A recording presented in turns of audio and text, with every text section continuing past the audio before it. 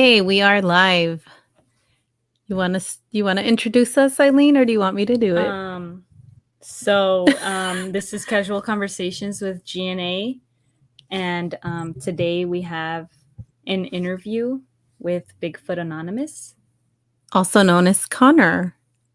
Thank you for being here. I know that you've been in our chat before, and I was like, oh yeah, I really want to get somebody to talk about Bigfoot because we've been wanting to talk about him, but I feel like this has to be somebody that knows more about it than we do. I mean, we know surface level stuff, but I know that you go out there and you do research, and you've been in the Bigfoot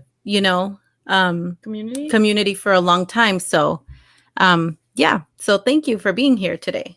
Well, thank you for having me, and you guys have an awesome show. I've been a big fan ever since Dark Waters. You guys chopped it up. So keep up the great work with the UFO and other strange stories, and it's an honor to be here. So I'm super excited. Thank you. Bigfoot. I'm sorry, Bigfoot. Dark Waters. He's awesome. I've been following him ever since I heard him in I don't know if you're familiar with Coast to Coast. Of course. So that ever since then, I was like, oh, he's so cool. So I was so excited to have him on, and he's awesome. And sometimes I try to get a hold of him and ask him some questions, and so he's cool. We love him. All right. So, how did you get into this whole Bigfoot scenario? Yeah, I'm originally from Ohio, and growing up there, you hear about a bunch of strange stories. I lived right near the Witch's Ball, Irma's house, and Crybaby Bridge. Then whenever we went into the woods, we were told to watch out for the grass man. So the Ohio grass man was something I always looked out for. And then my grandparents lived right by West Virginia, and they had the Yahoo and a bunch of mound builders, because in Ohio and West Virginia area, there's more than 10,000 mounds, and they all align with the sky. It's really special. Wow. And just growing up and hearing all the urban legends, I had such a love for it, and then I always was a writer, and then I watched movies and was into comic books and video games. So really just the connection led me to folklore and historical events, and the rest is really history. And I just have such a love for it. Then I moved across the United States and lived out of my car, investigating monsters like the Mogollon Monster and Big Bear Beast and a bunch of weird things down in Dark Waters area, like the Honey Island Swamp Monster and the Rougarou and Pascagoula aliens. It's really cool, and it really drives me every single day. But just growing up, I had some strange encounters. I saw a dogman type creature. I saw a translucent being, had multiple UFO encounters. And I just knew there was just strange stuff right beyond the horizon. And I knew they were lying to us, and I knew that they were covering things up. So I just wake up every morning energized to uncover the truth and try to get closer to the creator. That's awesome. And it's not just Bigfoot then, it's different creatures that you've encountered throughout your journey. That's so cool. I mean, I don't think I've ever would want to see a creature. Yeah. I don't think I can handle it, but definitely interesting. And I love to hear the stories and, people's experiences. With Bigfoot, I think how old were we when we heard about him? Like, I think kids, right? Yeah. Like you just hear about him and you're like, oh, it's a creature that lives in the mountains. But some people say, oh, it's not real. It's, just people making up stories, or maybe a giant ape or something like that. So, or sometimes that there's just more than one, right? Yeah, like a community. But for me personally, I've always felt like he is real. Like there is Bigfoots out there. I don't know. I just feel it. I've never seen any, or experience. We have been camping. In the past, we've heard weird things out there, like some knocking in the trees, things like that. But, I feel myself that they are real. What about you? Do you feel like? Yeah, I feel like, yeah. There's a probability that, he's out there. Yeah. Can you share a little bit about who they are, what they like, what they do, or how are they so secretive and they keep to themselves. Can Yes. you share a little bit about that? Yes, the wild man is the ancient one. I think they've been here longer than humanity itself. And we have the Sasquatch, the skunk ape, the Susquehanna seal. We have a bunch of weird names for them here in America. But overseas, there's the Yowie, the Yeren, the bunny yip, the abominable snowman. And then it really gets crazy with Kushtaka and the Kundahini Snake Man. Like the lines get blurred deep in the swamp because there's Mantis Man, the Green Clawed Beast, Mothman, Dogman, Lycanthrope, bunch of werewolves. So of course things get very strange. But I think Patty, the Bluff Creek creature or human hybrid, is closest, brother and sister to us, next to the creator, of course. But they are known to mate with human beings, so they are not just monkeys or strange animals. They are beings. Only people can hide from people this good. If they were just animals, they'd be piling up on the roadsides. They have actual process, and when they pass away, they take them deep in caves or bury them under big boulders and huge, very, very big rituals. So it's not just like an animal carcass on the side of the road. These are special people that they go beyond our abilities because we have so many blockers and distractions with Wi-Fi and poison water, and then just everyday petty things that we have to overcome and the obstacles that fall in line every single day. They just get to exist and survive in nature, and it thrives when you're out in between the trees and the plants because there's a harmony that heals your body. And I think they're so in tune with that. And protons, electrons, neutrons, they could become particle form, which is solid, and then wave form, which is wave. And the only time really humans do that is when we die and maybe when we're born. But when they're in their true beings, I think they could tap into it a lot easier than we can. So that might explain them going into portals or them vanishing or stopping time or even hitting us with infrasound or knowing what we're thinking or doing with echolocating and telepathy. So things just pile up because they are just nature's top beast. They are the apex predator, but they're also the nature's healer. They take care of the forest and they make sure that the ginseng and the berries and the mushrooms all go in equality and balance. And I think they take care of the hogs and the deer, and because they have bad diseases and mites and things that happen to them. So sometimes it is mercy for them just to be food for something and not become wasted and having to suffer. So I think the Sasquatch, the wild man, is the balance to the forest, but then you add in these strange dark beings, it gets really weird. And I've heard so many battles of Dogman versus Sasquatch and even Mothman looking out over towns and kind of giving forewarning of bad things to happen. So we are intertwined with the other side, whether we like it or not. We grew up with fairy tales. We left our teeth under the pillow for the tooth fairy. We write in cursive. We spell words. Like, it's all right there, the math. It's just 3, 6, 9 repeatedly, and we get to be a little creative in between. And that's what I'm all about, is just trying to read between the lines and see where we actually came from. And it's an awesome journey because I have awesome conversations and meet incredible people and go on incredible expeditions and really push my mind in the boundaries of my reality every single day. And that's what I strive for. That's awesome. So do you feel in a way that they maybe once upon a time lived in harmony with humans? Definitely. In some places, they still do. There is more modern times. 50 Years with Bigfoot. Mary Green wrote it about the Carter farm, where Grandpa Carter raised a little Sasquatch named Fox, watched it grow for 50 years, watched it start a family, and the grandfather's family, Will Janice Carter, got to hold hands with the Bigfoot and gain special communications with it, and now she has telepathy, and it's some wild stuff. And then there's other stories like the Hoopa tribe that David Paulides, who missing 401 guy, he wrote a Bigfoot book about how they used to be 1-1. So yes, Native American tribes used to live with them.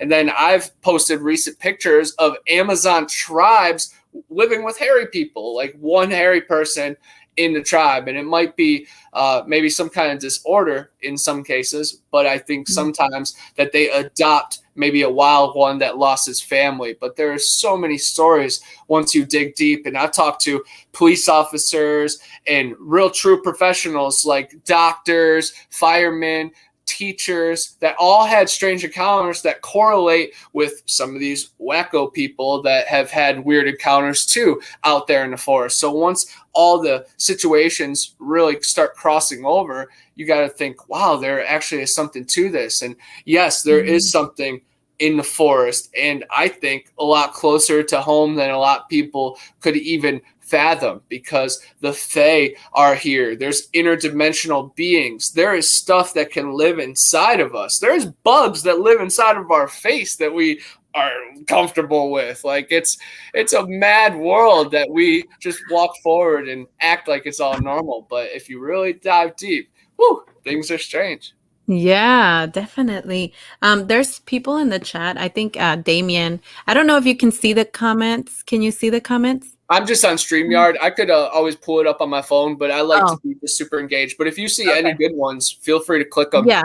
Yeah, Because they were just asking if you could see the comments, but I he could can't. pull it up, but Damien, if he's in here, he's incredible. He has found a lot of strange energy overload, weird beings, and strange dogmen and Bigfoot in the background of my videos. And he'll send me screenshots and zoom in and then show me strange eyes and weird silhouettes. It's really special. And Kerry Arnold actually just shouted him out on Bigfoot Odyssey. So he's not just one of these crazy guys seeing and circling things. He actually has an eye for this thing. And he's from That's Ireland, my homeland, Yeah. County Mayo. So very special connection, man. I hope one day I Awesome. get to walk the Giants pathway with you, brother. Cool. Okay. You touched a little bit about Dave Pilates. Yeah, Okay, I I wanted to get have into been it. obsessed with him forever, ever since I found out about his work. Do you think that they have something to do with that? I'm not sure if you had seen the documentaries that he put out. I think it was the second one The Hunted? where he included that audio. Remember? Mhm. I was curious about that. I wanted to know what You wanted that to was. ask about that? Yes, that is the Sierra sounds, and those sounds cannot be recreated by any human being, and it is remarkable. And they've been tested by voice professionals, and there was multiple beings, and they were responding to the human calls as well.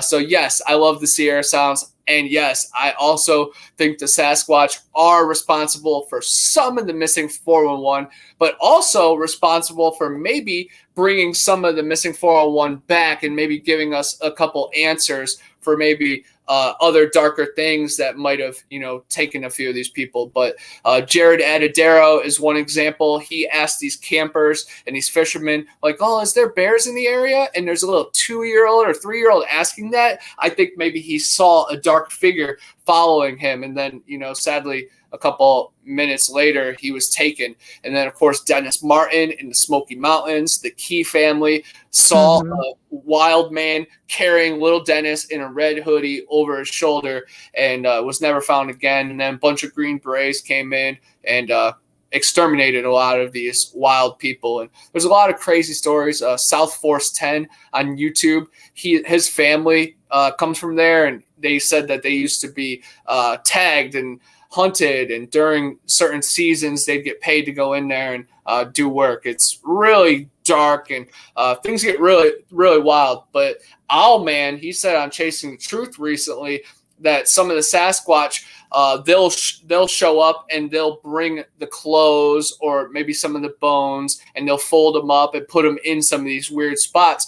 And sometimes the body in weird situations, they'll put it in places that have already been searched, 9 or 10 times, and it's impossible that it was there it wasn't there 1 second and it popped up another second. But I think there's also electrical weird things, anomalies, other dimensions at play, because I've heard stories of people going in caves in Pennsylvania, waking up in California, or seeing evil versions of their grandmother deep in caves. So there is stuff outside this realm and possibility of existence that goes so much beyond what is accepted in this day life. But my only recommendation is watch movies and read between the lines. Watch every single movie like it's based on a true story.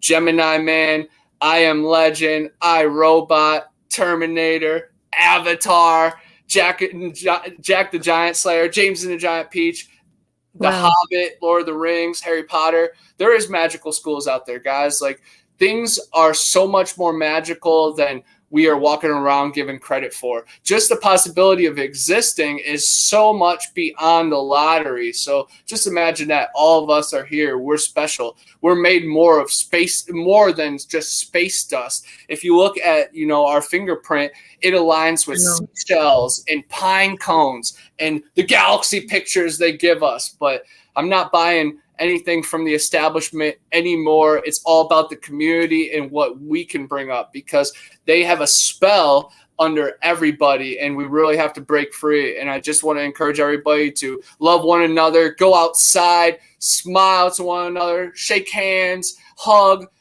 act like we used to. Do not give in, do not stay cold, live bright, orange, yellow, and red, because that is contagious in the best way. Oh man. Yeah. I love that. I love what you're saying, because it's definitely true. This whole shutdown that happened, I was depressed. I was like, I miss going out and, talking to family, hanging out, doing fun stuff. But yeah, it's definitely true. And I saw that. I wanted to talk about this because I follow you. So I saw that you was it a convention, like a Bigfoot convention? Yeah, the recent one was a Bigfoot expedition. It was Stacy Brown, who is famous in the Bigfoot world for getting footage with his dad at Torreya State Park. He got like a 9-footer on thermal image. It's incredible. And then he was on Finding Bigfoot and the Spike TV Bigfoot game show that they went out and hunted Sasquatch. And he was really a trailblazer in this. I remember like 5 or 6 years ago looking at him and being like, I want to be friends with that guy. He is like me in this community. He is weird. He is wild. He brings that to the forest. And hopefully that curiosity magnetizes these strange anomalies and beings, and happens they are. And of course, when you're this open-minded and friendly, people do come to you with the strangest stories, and they feel open with you. So just us, the duo, man, we've talked to a lot of strange people. But yeah, he hosted a camp out in Mayaca, which is so famous for the skunk gate, because the skunk gate photos, the 2 photos that were anonymously sent to the Sarasota PD, it's really famous in a lot of books. They actually look different than Patty, the Bluff Creek female Sasquatch that's just marching across the creek. This creature has fangs and it looks like it has a little snout. So I think it's a gugway or maybe some type of hybrid. Some of these skunk apes have only 4 toes and 4 fingers. So it might be one of these creatures. And then one got shot dead in 1994 here. One got hit by a car a couple decades ago, and it's been seen limping around the park. Oh man, it was awesome. And I'm searching for these mythical beasts, but I find so many friends along the way, and there's so many cool people that came there and just chopped it up around the fire every night was good enough. But actually being out in the field with people I admire and people I learn from, digitally and virtually, it's amazing when you're IRL in real life. I recommend it so much. Just get out there and put yourself out there, even if you're alone. I was so inspired by so many people that showed up to the camp out alone, or one was Marty and Matt. It was a mother and son, and think how that might be a little vulnerable showing up at a camp out with a bunch of wackos. You might think the place might burn down or something, and they just fit right in. They were recording audio. They got some whoops when we were sleeping, and some weird EVPs and weird whispers and groans. It was awesome, man. Just hearing everybody's different tactics and styles, and again being with people I look up to, and I'm so proud of my friends when they're out there and when they're doing stuff in real life or when they're doing interviews just like this. I'm just such a fan of creation. And I just want to inspire people to go out there because that's what I'm doing. I put myself out there, and sometimes it puts us at weird situations at a rest stop with no gas. But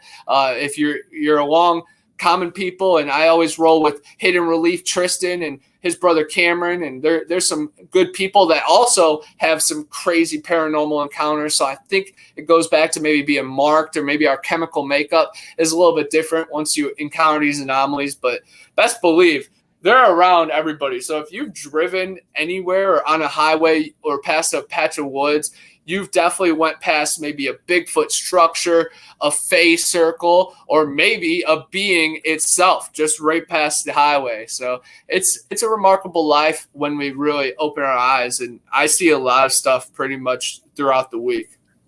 That's awesome. That kind of reminded me too, how you're talking about your group of people, people that are passionate about something that you love to do. And like for me, the recent convention that I was really interested in was, I don't know if you heard of the Storm Area 51. They, of course. They ended up doing like a little event right there in the little town that's really close to Area 51. And I really wanted to go, but I was like, it's so far. And so, but it's just, and people will say like, oh, I don't know why you're into that. Like, it's not real. Or, it's just you. And why do you want to be around people like that? And it's like, this is stuff that you like, this is stuff that I'm interested in. I'm passionate about it. I believe it, so what do you tell those people that they feel like, no, he's not real, or maybe, I haven't seen, there's no body, like that has been, so, but there is other things that do show up. So what do you say to those people? 100%. If they're very religious, I start to drop a little bit of scripture on them, or a little bit of stuff from the good book, talking about how the Garden of Eden there's a trail here in Florida that has 27 of the 28 trees in the Bible, and gopher wood, which Noah used to build the ark. And it's the only place that tree grows. It's a really sacred place. And that's not far from where the skunk ape encounters have been just blowing up. But then I also link it to the Book of Mormon with a lot of people around here in Florida, because Joseph Smith, the man that founded that religion in the 1800s, he found Cain, the marked one from the Bible. He found him in the 1800s, and Cain was tall and hairy and almost towered over Joseph while he was on a horse. So sometimes I just have to drop those religious bombs on them and, ask them if they know a story about baby Jesus walking across the river on St. Christopher's shoulders.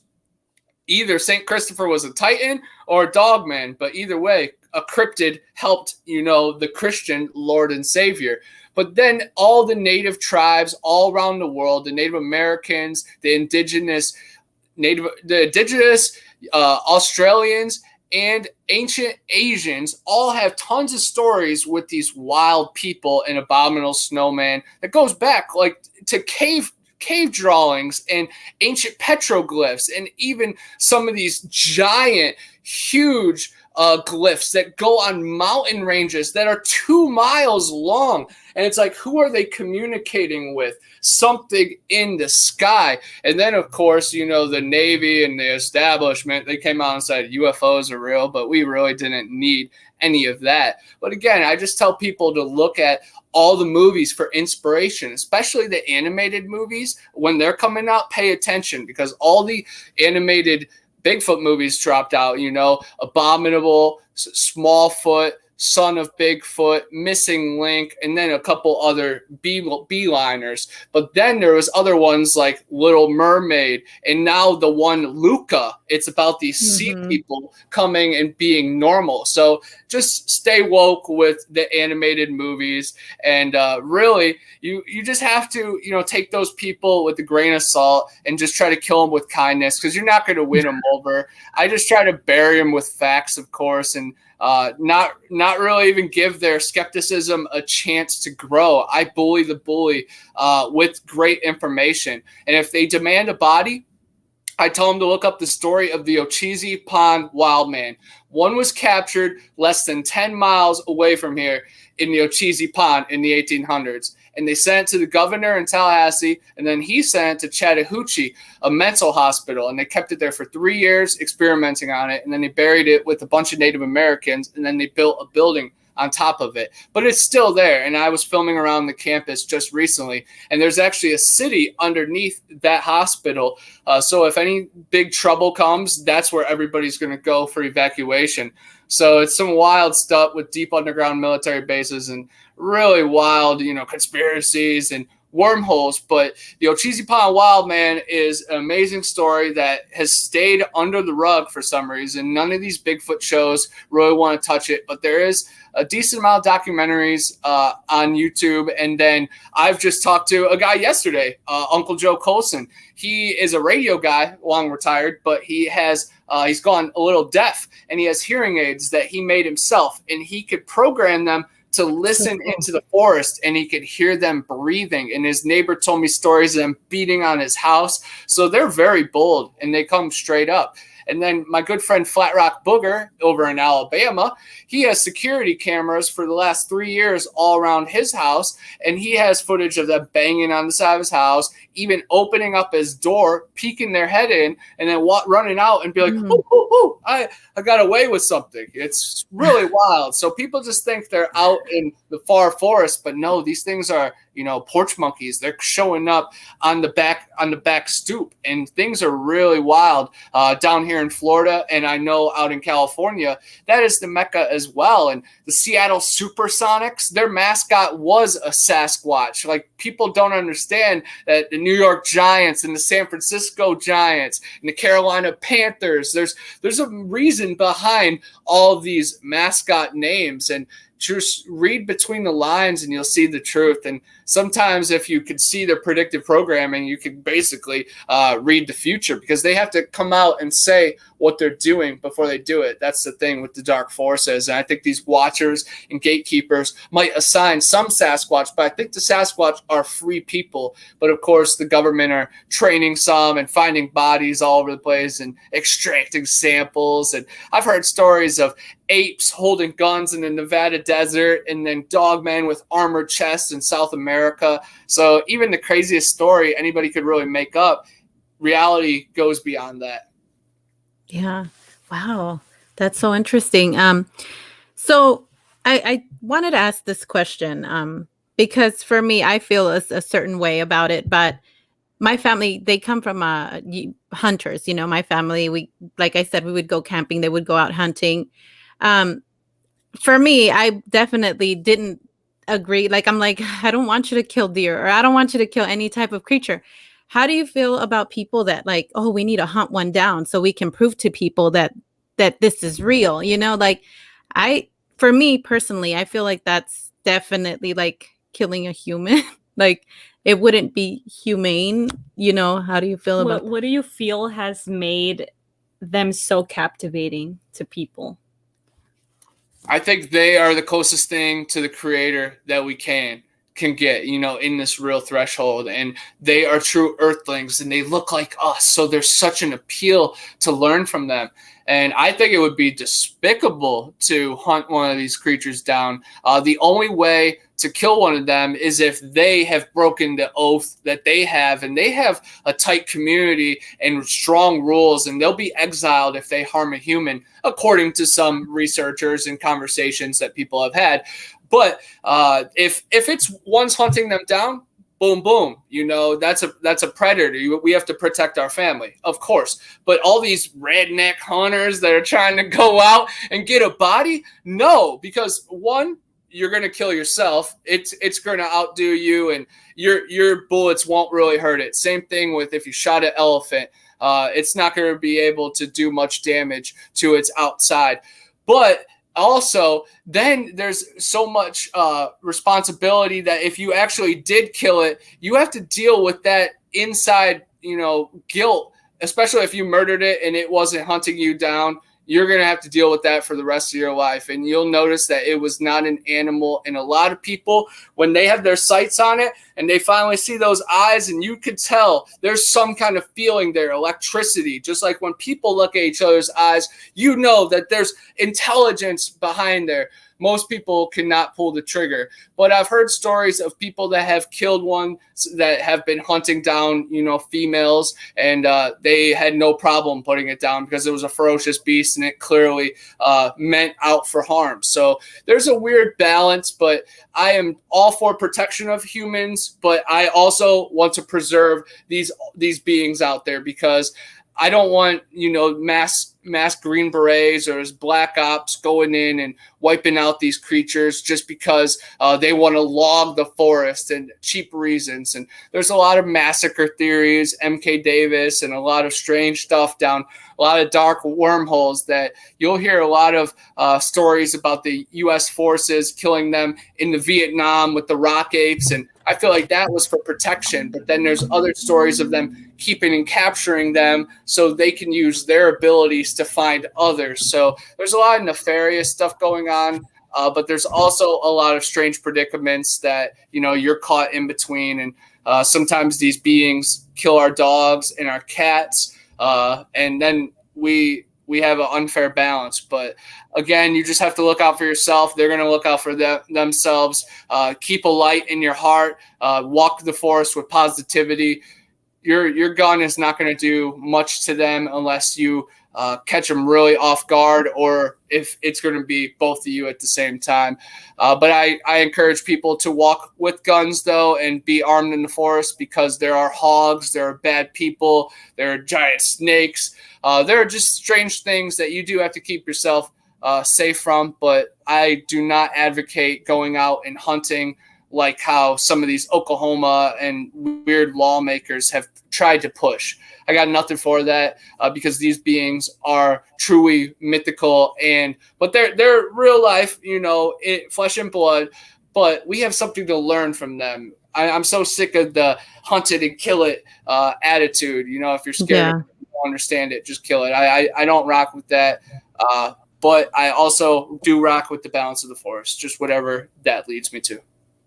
Yeah. And so I have somebody in the chat that's wanting to know about videos and footage. What experiences have you had yourself, if you can share with us some maybe personal encounters? Yeah, like encounters, findings. What do you have seeing yourself?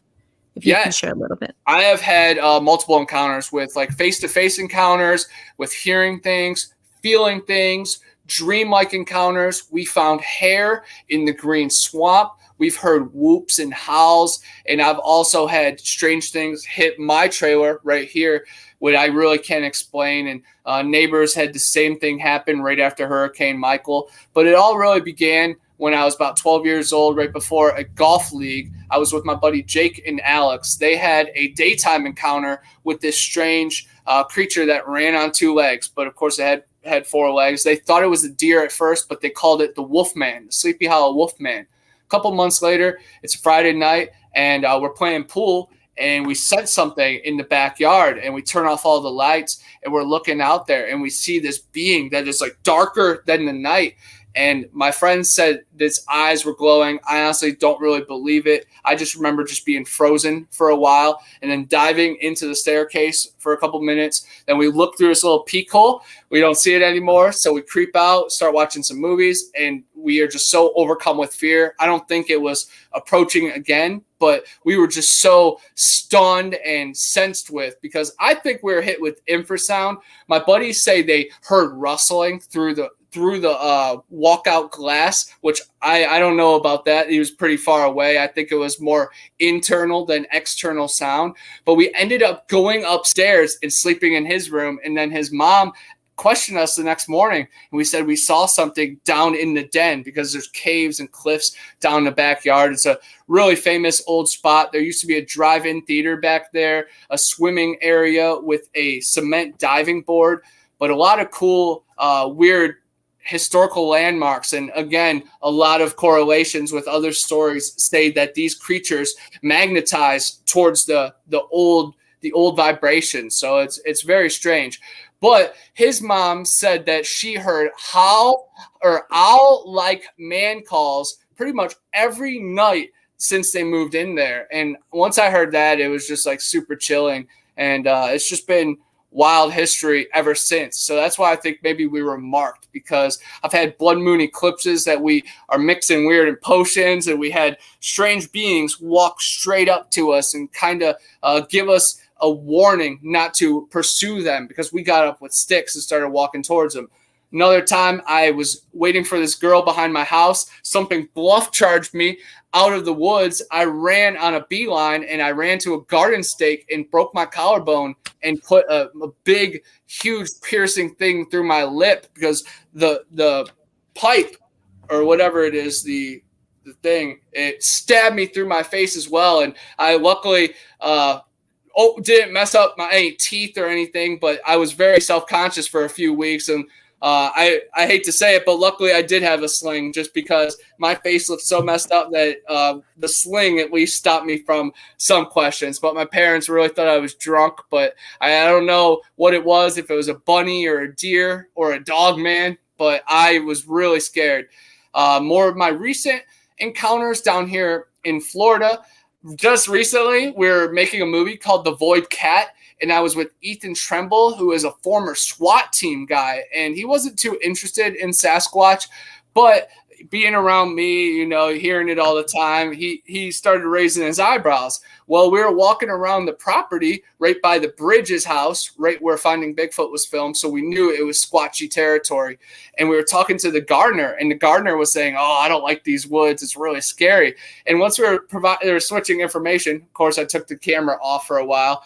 We hear this tree crashed down right by us, and then we went and investigated it. Didn't see any creatures or anything, but Ethan was hooked ever since then, so he knew the Sasquatch was really close to us. And at Torreya, we recorded on a GoPro a creature wading through the creek, the sound of it below us on a creek, a giant creature wading through a creek, and that time I was really scared. I had senses of dread.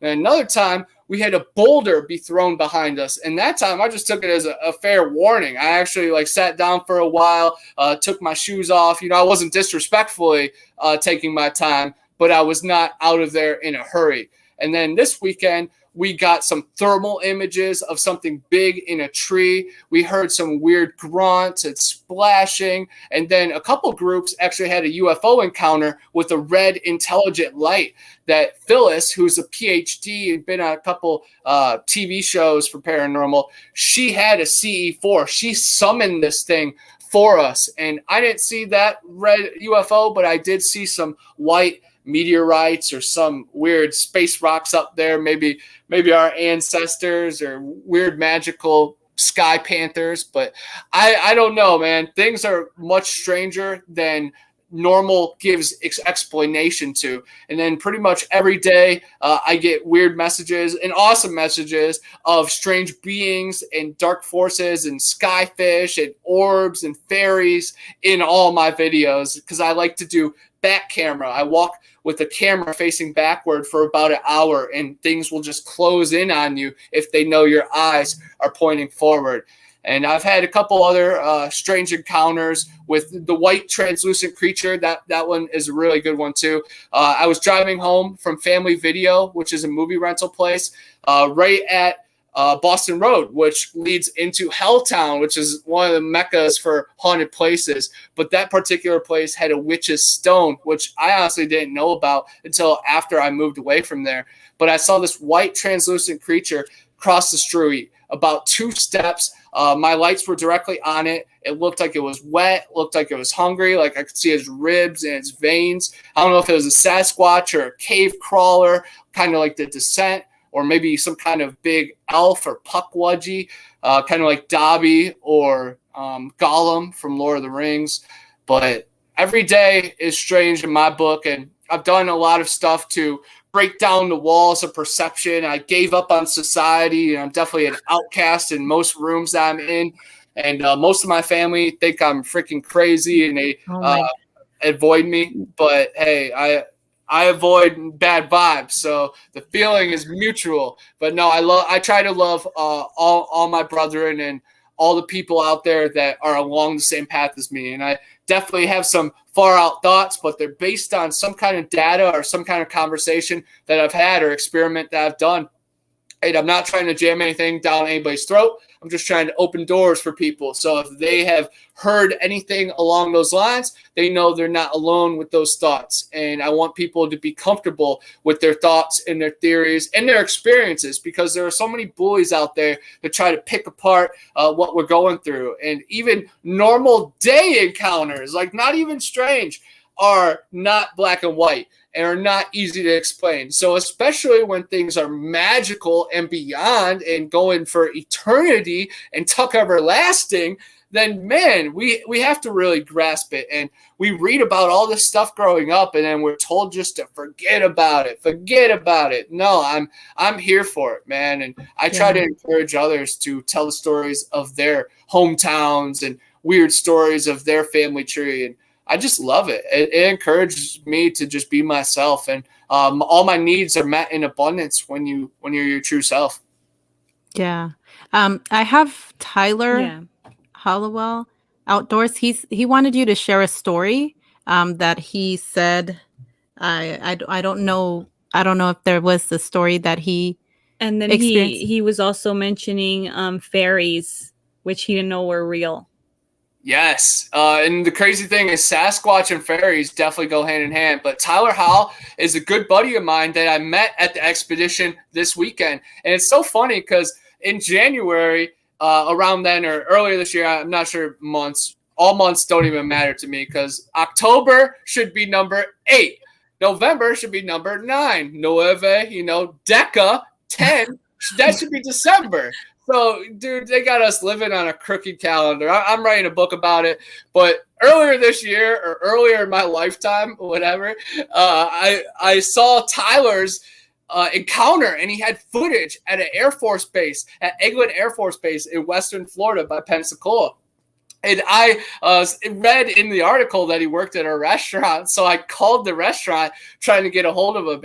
And I'm not sure if I talked to him or didn't get a hold of him. But it was so magical because he's sitting around the fire and we end up talking, and I put 2 and 2 together when he shows me his video, and I see the thumbnail and like that angle of him. And I'm like, man, that's you. I'm like, man, this is such a small world. But yeah, he got footage at the Eglin Air Force Base, which Matt Moneymaker picked up and told him to start a YouTube channel. And he's out there all the time in the all the time out there in the forest. And he recorded a crazy tree smack or a rock clank that was super loud. I posted on TikTok last night. It did very well. And he's out there just spreading the truth and hunting after it, man. And he was out there arm in arm with us, keeping good pace. And he's a remarkable skilled man and just has that third eye, man, and he's on to the strange things. And those conversations I was just having, like finding your tribe and meeting the people that you're supposed to along this path. Like my buddy Tristan, who I was going with, he's like, dude, I had deja vu with Tyler. So Tristan had a dream that he met Tyler in Mayaca before he ever knew Tyler or Mayaca. So that just shows that our brains are either super magical, yes, or all connected. And there have been so many experiments about the brain connection with like crossword puzzles and groups that they do the crossword puzzle, they get tested, whatever. And then another group, the world knows about the answers. Like it's a couple days after everybody came out, but that group, didn't hear the answers. But that group significantly does better. Somehow they're able to tap into those electrical waves of everybody. We see it with mothers and daughters. We see it with babies. We see it with loved ones. We see it with animals. There is something beyond what we can explain, and our eyes tell stories, and just body language. There is so much in vibration, and I think we're outside of our shell. We're just electrical balls, and this is how we show up to each other. Maybe that's just what our eyes can handle, but we're true magical beings, and I love walking with the light. I do. I agree with you on what you're saying. There's a connection that cannot be explained, right? I think there was somebody asking about, the proof and things like that. But it not being, or some people that haven't seen Bigfoot, right? So do you feel that maybe Bigfoot's uh, kind of choose who wants to, I guess Who he wants them to see, or does that make sense? Yeah, I feel I'm like like, it makes sense. yeah, does he choose who he wants to appear to, or Is he interact kind of with particular with people? They can yeah. sense their aura, maybe. Like, I feel like dogs can do that.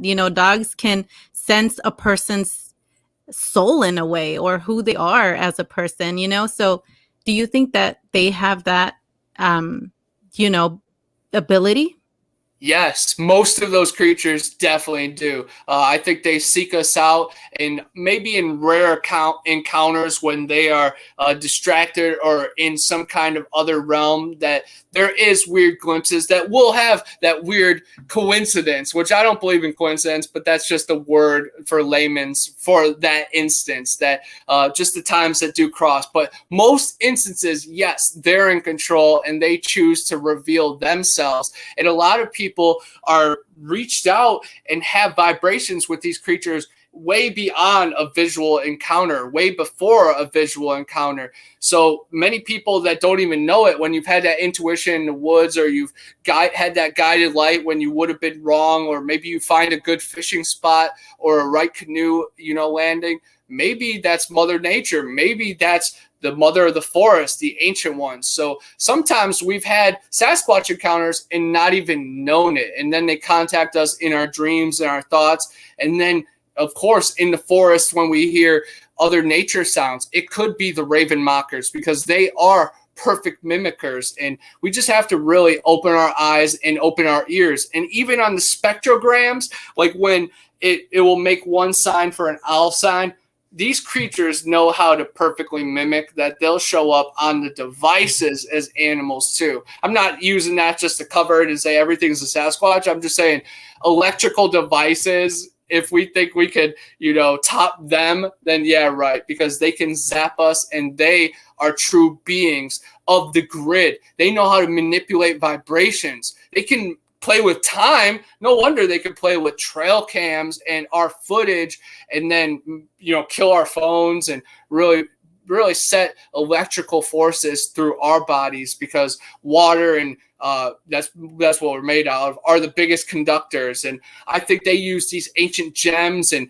gold and silver and all the other strange stuff that is below us in the caves. They're using it. They're utilizing it. The stuff that we use and trade and look at and gargle over, they're actually putting it to use. And I think the fairies have something to do with it, and the orbs as well. So yes, they are the masters of the grid. And when you walk with positivity, you are definitely more likely to run into these creatures. But it starts even before you hit the forest. You have to manifest it. You have to open yourself up. You have to breathe right. You have to drink water. You have to get rid of the microwave. You have to become one with the forest. You have to get closer to them in our life. And I've worked hard to do that, but I still have a long way to go. But every day, every conversation, every time I step out of my comfort zone, I get a little closer to what I'm looking for, the answers I'm seeking. That's great. I wanted to ask also about you've talked about the dogman. And I know that there's people that have said that they don't coexist, that they don't, I guess there's always a fight between them, territorial, whether, that could be a reason. But what do you think is going on there? Yes, there is definitely a war going on, just like the movie Underworld shows. There's vampires versus werewolves. But I've heard stories of big Sasquatch, big Genasqua Sasquatch, the alphas, having little dogmen as pets. So it's not always at war. I think it's life just like normal ones on us on the surface. But I've heard so many reports of, yes, battles between the Sasquatch and the dogman creatures. But of course, the werewolf goes back just as far as the Sasquatch creatures. Look at Anubis. Look at, American Werewolf in London. And then all the stuff that happened over in Europe way back in the 1800s and the 1700s. And even not Mary Had a Little Lamb, though, the one when she goes and talks to the three wolves, whatever whatever her name is. Of course, it's some kind of fairy tale. I'm forgetting it right now. But it's all about dogmen. She goes and talks to 3 wolves that talk to her. It's a remarkable story. But yes, the dogmen and the Sasquatch definitely coexist and they battle. But there has to be some kind of balance. And we had a run-in Tennessee that Janice Carter last year sensed that she had a warning from the Bigfoot that something bigger and badder was coming. So this year, when we were out there, we were thinking, the Sasquatch might protect us from whatever's out there, but we have to be careful with both. But man, I'm still stumped on the one with the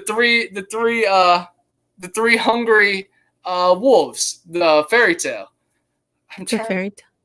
Yeah. It's not Little Red Riding Hood, is it? Little Red Riding Hood, yes. Oh. Yeah. I knew it was so simple. Yeah, Little Red Riding Hood. That's a dogman story right there. Yeah.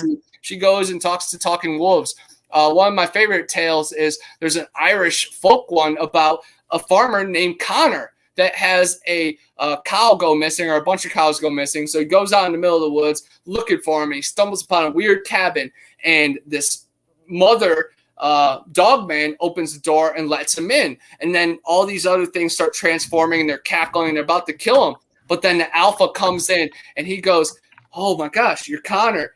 Do you remember taking care of me when I was a young pup?" And he got pierced with a big thorn, and he took care of him and let him free. Well, of course, he woke up the next day on a hay bale, had a bunch of new cows, and became a successful farmer. So it's just a good story of just like treating those who are vulnerable, because one day they might be in a power position to look after you. And it's a really cool namesake. And I talked about that in one of my books. So it's remarkable that my name is Connor, and it's like it was written out long before I was ever here. So one of the listeners has a question on the footprints. Yes. As to, I guess, why would that be? Why would Bigfoot leave footprints? I guess that's the question, right? Yeah. Yeah, there's a lot of strange stuff with the footprints, because in some occasions that I've had, you find a footprint and then you don't find a trailway. You don't see any other one. So it's like, how did it get there? It's always one, right? Yeah, it's so crazy. It's very strange. And then other times it is a trackway, but then it just disappears. And it's like, wow, what happened? Did they walk backwards in the same way as it? But then, specifically talking about the foot, in most occasions, there's a mid-tarsal break, which differentiates their foot than our foot, because they have a little bit extra grip, and they can kind of use their feet a little bit like hands. But like I said before, the skunk ape has 4 toes and 4 fingers. So things get really strange out there in the swamp. And then there's the Honey Island swamp monster in Louisiana that leaves 3 toes. And then in the Ohio River, it's like a webbed track mark. So these beings have all different type of feet. But then there's, the feral people, kind of like Wrong Turn has, showed. And they live out in the backwoods, kind of like the hills have eyes. And their feet probably look just like us. And cave crawlers, that they're just like humans and maybe like vampires, I'm guessing their foot would look like us too, just a little bit more narrow. And I found a deep footprint deep in the cave, and I casted it, and it was really cool seeing the toe scrapes and everything. And this footprint behind me is a replica of Patty, and that one, it dwarfs my foot, and that's the one from Bluff Creek, and she has big breasts in the video. Some people think she's actually pregnant. Some people said that they saw a baby climbing on her chest. And then I think that some of these creatures maybe have pouches like some birds and kangaroos. So it's remarkable seeing the variety. And then the Yeti footprint over in the Scandinavian mountains, or whatever mountains, I'm sorry, I forgot. But it's 4 toes, and then one is like curled over. So the footprints definitely differentiate. But I encourage everybody to get some casting supplies. Just plaster of Paris. It costs like $7 at Lowe's. Just have it with you, at least in your car. If you ever find anything, or even have fun if you find deer prints or raccoon prints. Just practice, making tracks, because it's something you can hold and keep, and just gift it away at the least of it. That would be cool. Yeah, that's I definitely encourage it. Is it true that they only leave? Is it the right or the left foot usually? Most of the time, the right foot or the left. It's one of them. I've heard. I don't know if you've heard of Spaced Out Radio, but they were talking about that, and I found that to be so interesting when they were talking about the footprints and how it's only the one, and it varies, and like you were talking about, like the toes. Do you know of any anything like that? If it could be. I have heard differentiating stories, definitely, about the one foot thing. It's always the right that I always hear, and of course the one that I found was a right foot. So it was pretty funny. But Dave Scott with Space Out Radio is awesome. It's kind of funny. They actually booked me this morning. So that's going to be one of my bigger interviews. And it's going to be in January. So I'm going to start the new year with a bang. I'm super pumped about that. But the stories differentiate. And these creatures, some of them find a way to only show their footprints in one way. But we found about 5 footprints in the Mayaca State Park. One of them showed toes in so much great detail. I recently posted a picture of it, but sometimes, because it's ground, a footprint is not just a perfect print. It's the damage your foot does to the ground. So there's a lot of gray area with it, but I encourage people to cast what they can, take pictures of what you can, keep your eyes on the trail. But it comes in lots more than just footprints, tree arches, tree breaks, ground glyphs, of course, weird teepee structures, X's, triangles. There's a bunch of stuff just to look out for in the woods. And of course, a lot of people blame it on weather and stuff. But if there is stuff that is unexplainable and maybe little shelters for, some type of being and bedding, looking out in blinds, looking over campgrounds, there is something to it. So everybody take pictures and don't be scared to strike out. Just being out there is more than enough. But if you can get some beautiful nature pictures and maybe tap in to the forest language, then you're already one step closer to the creator and the truth. And isn't that what life's all about? Yes, definitely. There's another question from another listener. Can you go? So I think this one was the first one right here. Yeah, but he wanted it to be edited.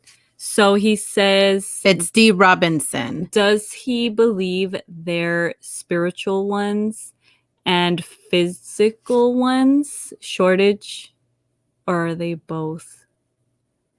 Okay. So probably if there's physical Bigfoot and spiritual ones is what the question is.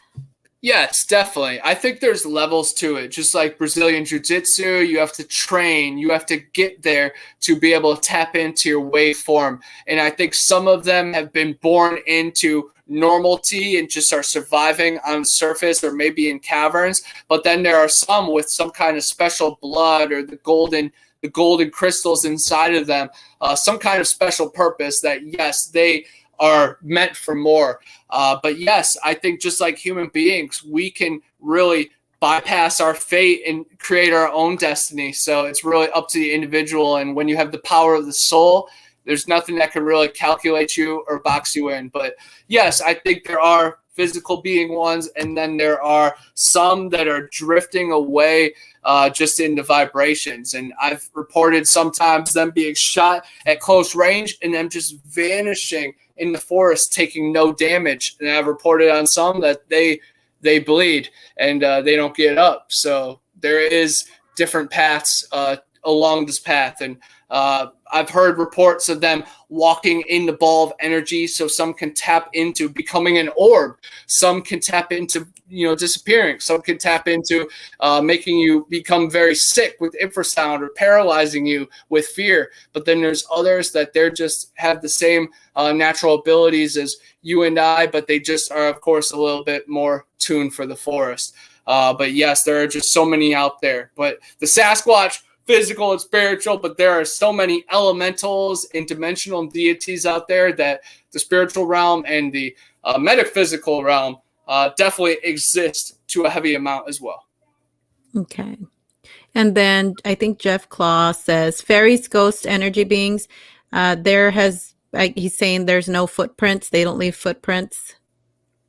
Yeah, most of them do not. But of course, there are some strange structures and weird human footprints that have been found, and even weird skeletons. I have tons of pictures that I've made a lot of collages and montages that I'm going to put on TikTok and blow the masses' minds. But I love finding that weird information that really even pushes me outside of my normal weird, conspiracy and cryptid interest, because the fae and gremlins and elves and all these fairies and gremlins and even just the grays, because that crosses over sometimes with the puckwudgies and little people. There is a lot more to it. All the movies talk about it. Every time we were scared when we put our fingers underneath our pillow when we're going to bed and we're scared to, something's going to grab us, that's a little person. That fear is with most of us. And that's very special. I've always felt that way about my feet. Me too. I don't like them to be out because then I'm like, what if something grabs me and pulls me under the bed? No. The people under the stairs. Yeah. It's scary. And all of our houses are a lot more magical than we think. I've done reports and interviews with people that have found little fairies in mounds in their backyard, and then little house elves that come in little holes and go outside under their beds and stuff. So, keep your animals safe. And I have 2 black cats for a reason, to protect me from the other side, because cats, of course, were worshipped by the Egyptians for a reason, because they have a rare crystal, a rare type of quartz right in their pineal gland. And when they're purring, it sends out those ancient vibrations, and it can heal your illnesses, can heal, anxiety, depression. It could just help you. It can fix bones if you really need it to.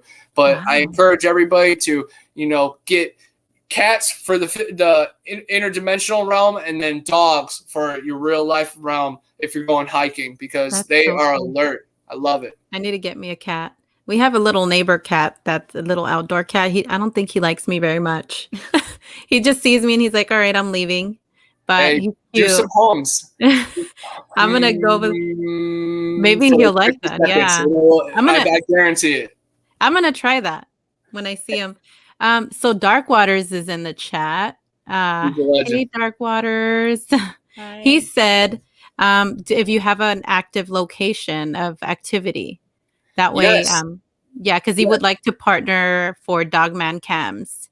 So if for people who are not familiar, I just want to share a little bit.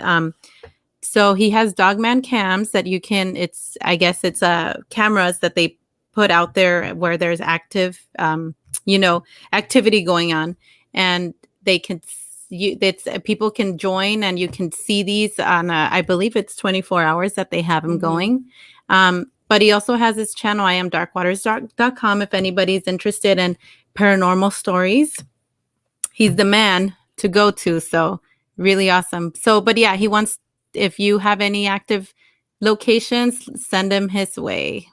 Yes, I definitely have some active locations. My mom's property has strange footprints that have showed up. Sadly, one of my cats got killed last April, and she's been taking pictures of these three-toed footprints, talking about that, and little baby human bear footprints. And so things are definitely strange out there. But within 10 miles of me, I interviewed a Native American kid that saw a dogman or a wolf creature that he describes as a skinwalker, but started as 7 feet tall and then raised taller than the telephone poles. And that interview is on my YouTube channel, and it is crazy. And he has talked to multiple people about it in this area, and there was a couple mechanics that confirmed his story that have heard strange, weird things down that same street. So if we could set up a camera there or on my family's property, I think we could maybe get some action going. But it's really weird when you hear all this dogman stories going alongside the Sasquatch territory. But once you start matching it up, they definitely have certain paths that they overlap and show up during the month. And like I was mentioning with Flat Rock Booger, he has had them overlap in the months of October, November, and December. So there's something with the winter time that they are most active. I think other things kind of slow down, so that way they get to step it up a notch. And of course, there's other creatures that, you know, hibernate through the winter that maybe would take a lot of their meat during the normal year. So it's during their times they get to shine. But of course, the dogman is the king of the woods, and I love hearing stories about it. But things get so strange here in the Panhandle because there is the goat man. I interviewed one police officer that told a story of him and his partner, 2 police officers, witnessing a goat man creature right here on the Florida-Georgia border. And then there's other stories of the Mobile wolf woman in Alabama about a female dog man. And she is vicious, but from the reports I've seen, she's pretty good looking too. So I'm definitely putting her down on a different realm. You know, I'm no arms, just hugs. But she might rip me apart or something. But Yeah. I would be the male Bella, you know, from Twilight, and try to see where that goes. But I know.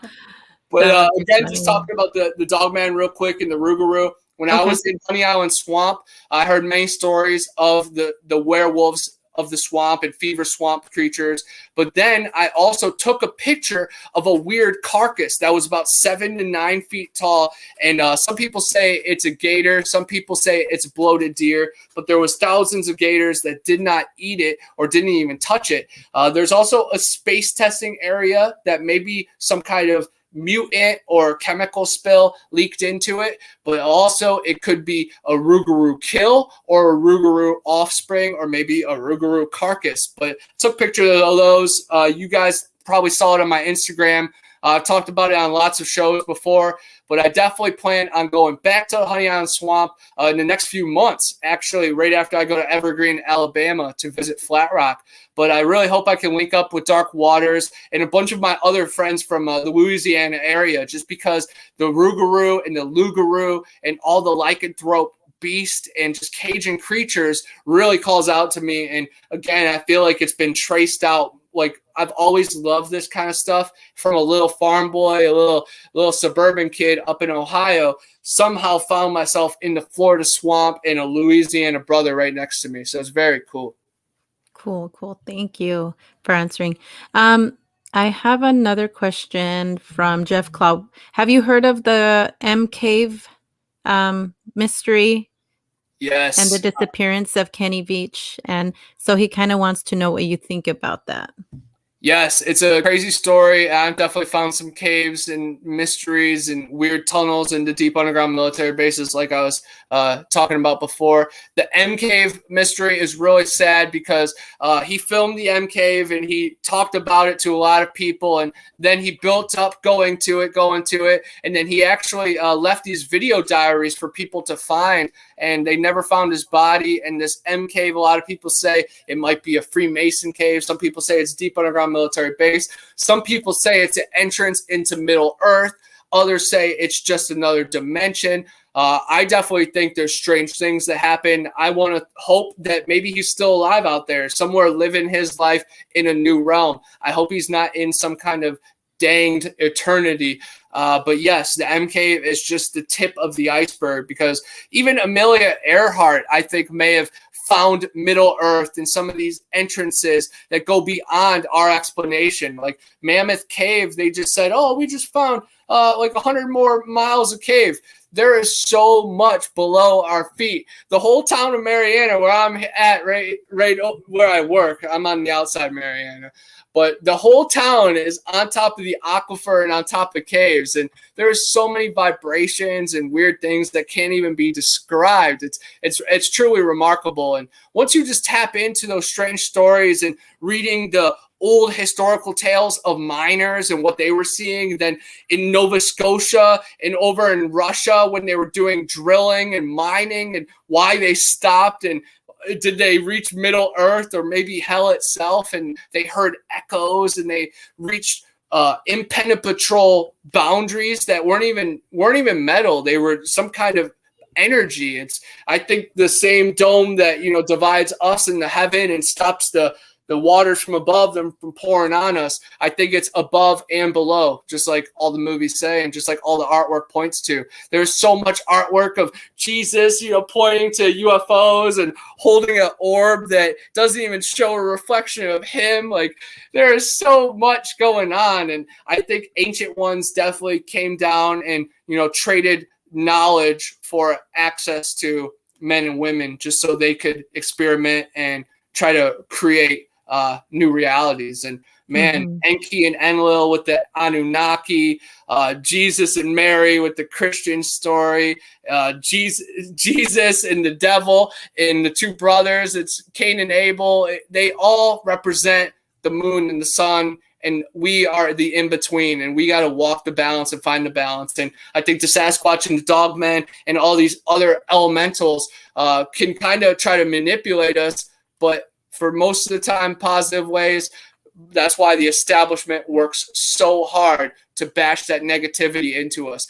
Even when we don't know it, we're getting hit by it. Vibrations are so bad for us, you know, Wi-Fi, and then the movies. That's why, yes, I love movies. I even see through the movies, but I know the vibrations are still affecting me. When I see Mount Hermon show up, Paramount Pictures, the logo is Mount Hermon. That's where the fallen angels fell to earth. So all this strange, nefarious tactics, they fell to earth, and then they show that, and they're like, okay, now we're going to program you. And then, of course, with Universal, the globe, Baal, the goat man, it's all 666.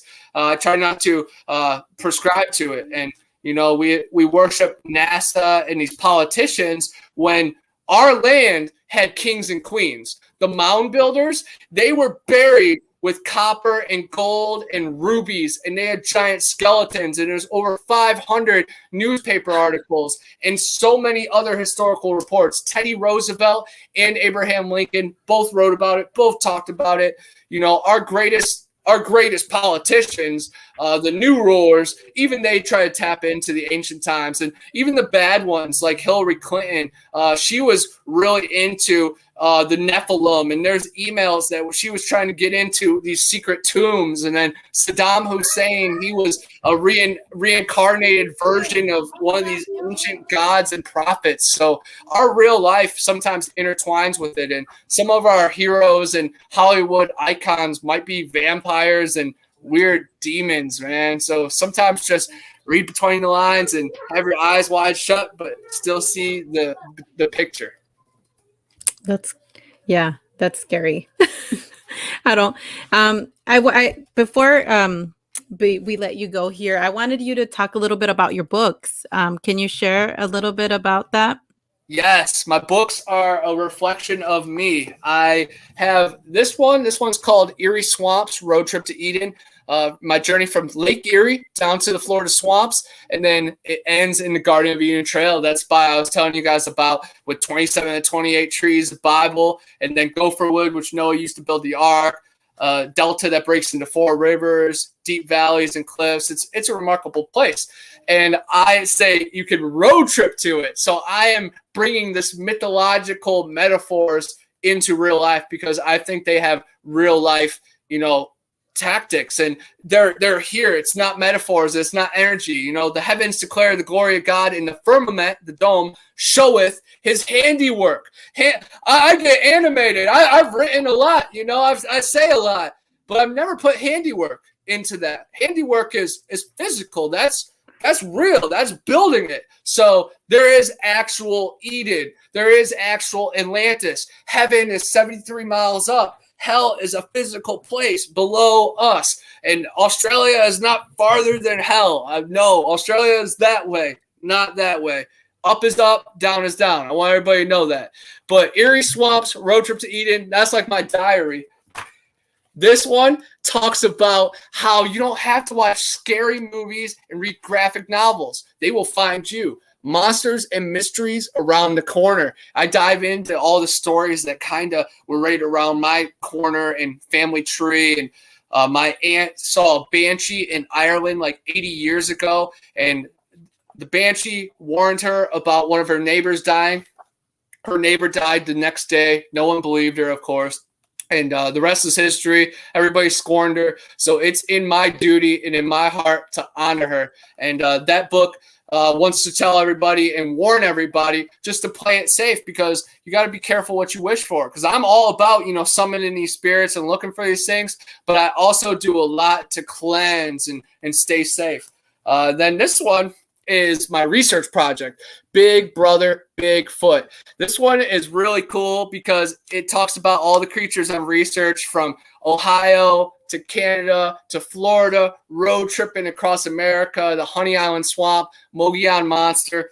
I'm just going to read them off for all the Sasquatch fans and strange creatures. The Ohio Grassman, the Allegheny Yowie, Washington Wild Thing, Clear Lake Creature, Susquehanna Seal, Tennessee Titans, Florida Skunk Ape, Ocheesee Pond Wildman, Honey Island Swamp Monster, DeSoto Demons, Pascagoula Prowlers, Texas Wood Boogers, Desert Ape, Mogollon Monster, Mojave Sandman, Big Bear Beast, Yowie, Yeren, Yeti, and Bobo Snowman. And that's, of course, the all around the world chapter at the end. But I always include a chapter of family and friends because, of course, the wacko guy that stays up late can tell all these stories and dive into all these weird things. But when I allow my family and friends to tell their story, if they were with me, or their strange stories, it helps better paint the picture and build that spider web. My most recent book is called Panhandle Pirates. I don't have any physical copies here, which is a good thing because I sold out of them at the expedition. My mom's got the master copies, but soon all these are going to be super rare because Beyond the Fray Publishing is going to take me under their wing.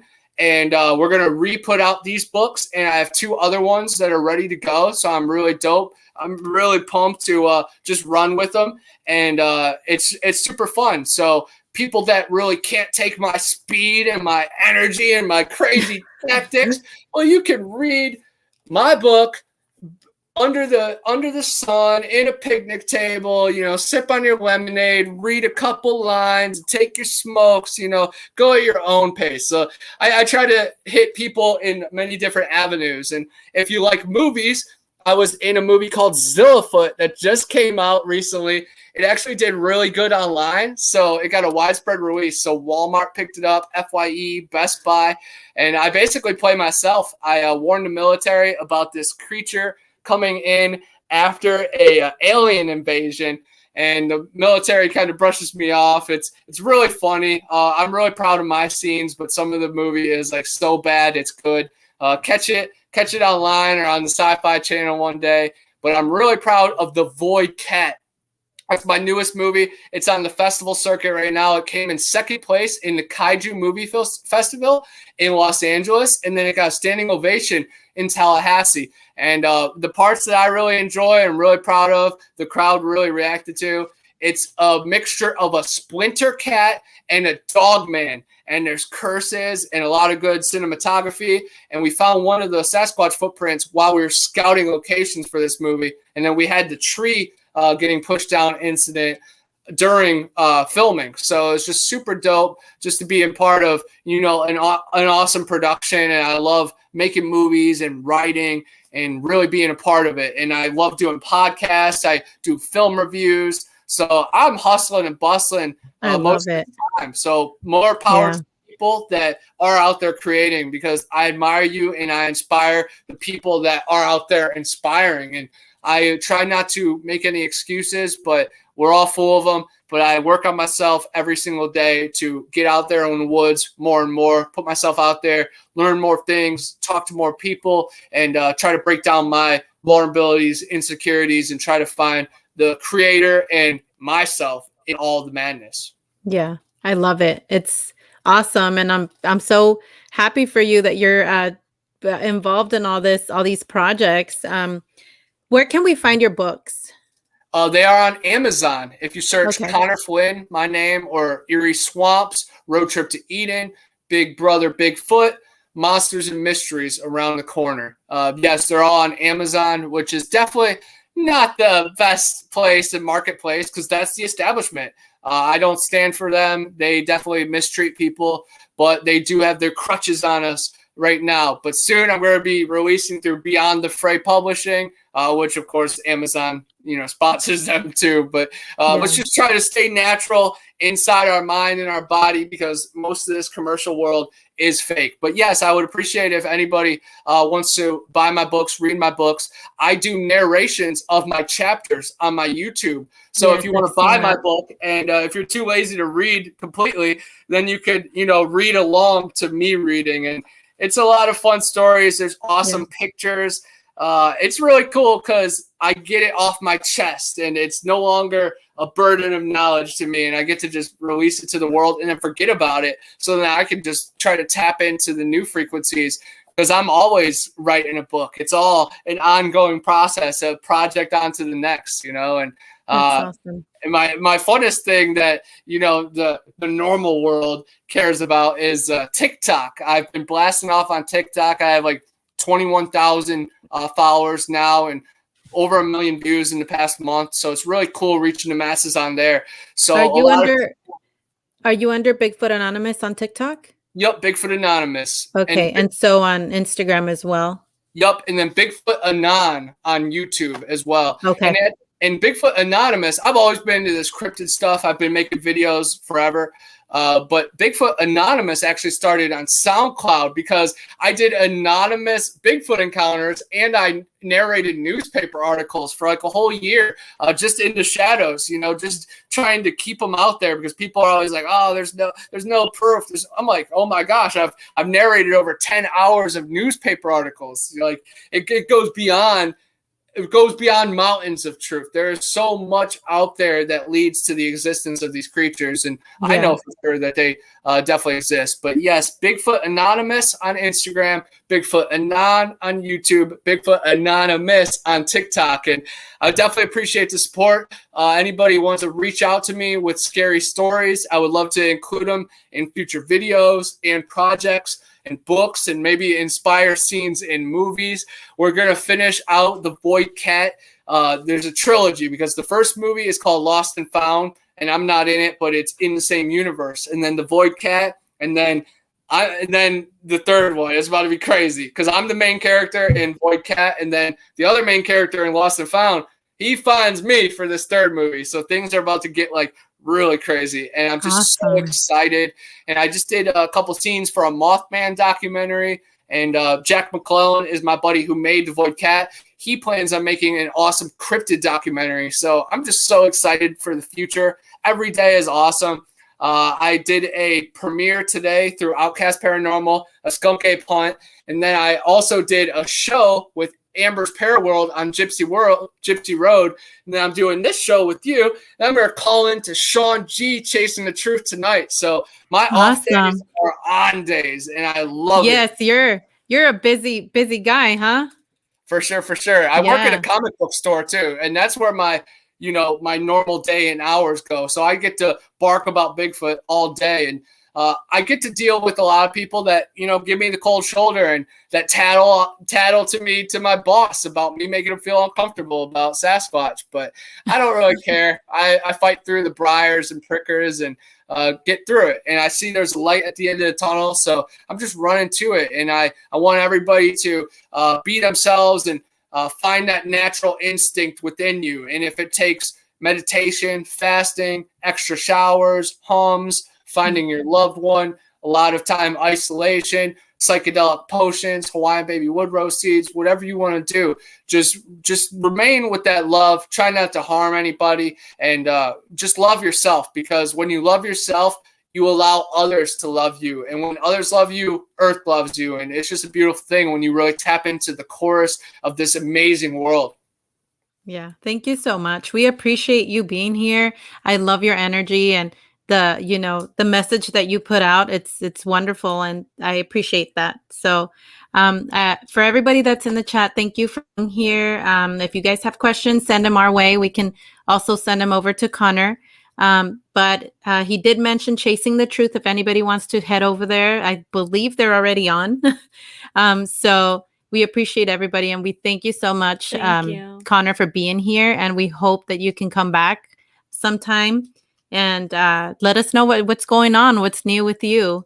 So we appreciate it. And So thank you, everybody. Thank you so much. I can't wait till the next time. If anybody wants to meet me, I'll be at the Florida Bigfoot Conference in January. I'll be at the South Florida Bigfoot Conference in June in Port Charlotte. I'm actually speaking at that one. I'm a paid speaker, so it's Awesome. pretty lit. I'm also going to be speaking at a Panama City Metaphysical Club in January, so that's going to be pretty cool. It's one of the third Friday of January, so it's going to be magical times. I also umpire and referee sports. Nationals is in Orlando in January, so I just try to stay active and try to be a jack of all trades, because I don't try to take myself too serious in this world. I think most of the longevity sadly has evaporated, so we just have to enjoy the now for as long as we can, because that's all we got. And man, I've been doing that for a long time, and it's already prolonged a lot of my hopes and dreams. So I encourage everybody to chase after all the things that you want in life, and be as weird as you can. And all the strange stuff that has happened to you, don't worry about messing up your words or stuttering or not making any sense when you share your stories, because life doesn't make any sense. It's all a bunch of tongue clicks and eye gazing. So really just try to tap in to that beautiful energy that makes all of us us. And don't be disrupted by negative trolls.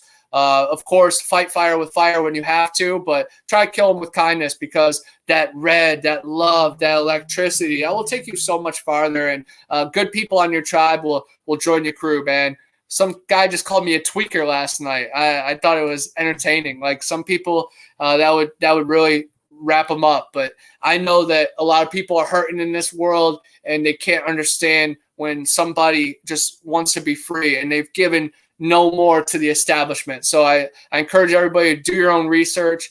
If you believe in heaven, then drop the ball. Get rid of the globe.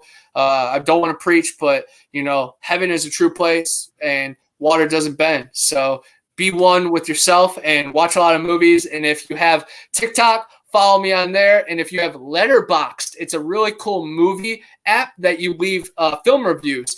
Follow Bigfoot Anon on there. And the new Halo Infinite came out. And if you play Xbox, Bigfoot Anon is my gamer tag. Let's get it. But I don't play much Xbox. I'm usually doing podcasts and stuff. But once I could get away, if I could talk to some like-minded people and we could murk some aliens in the process, then let's do it. Awesome. Thank you so much. So thank you, everybody, and we'll see you on the next one. Bye. Bye. Peace.